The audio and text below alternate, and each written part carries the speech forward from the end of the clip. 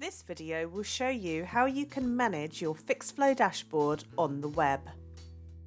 Once you have logged into your device, the first thing you will see is your dashboard. This is an excellent tool to help you keep on top of all of your jobs, ensuring that nothing gets missed.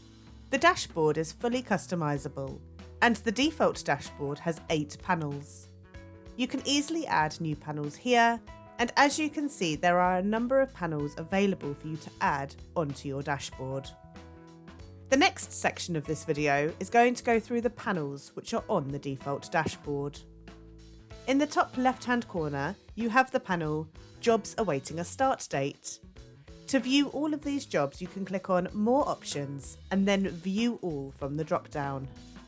From the full list of issues, you can see more information about each issue on this page, and you can click into an issue in order to now add an appointment date. Fixflo recommends that you add start dates to all of your issues in order to keep the agent and the tenant updated. You can also clearly see all of your invitations to quote, jobs which are awaiting occupier approval, jobs which have had their start dates declined, any unread comments, and your certificate compliance statuses.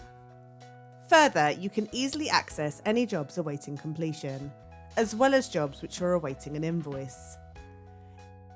It's really important to mark jobs as complete when you can, as this will notify the agent of this, as well as upload or create invoices for jobs. Once an invoice has been added onto an issue, the agent can then make payment. We do have videos showing you these workflows, so please do check out the other videos in our video library to better understand these.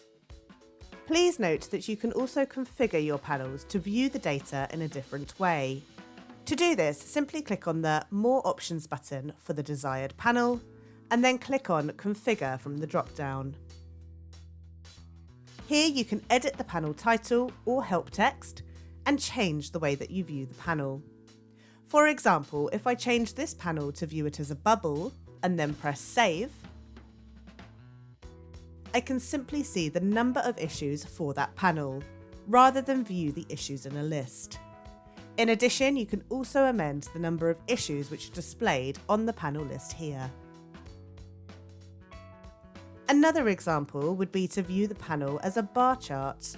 I can then decide how to group my bar chart. With this example, I will select Priority and press Save. You can now see that the panel has changed the way which the data is displayed.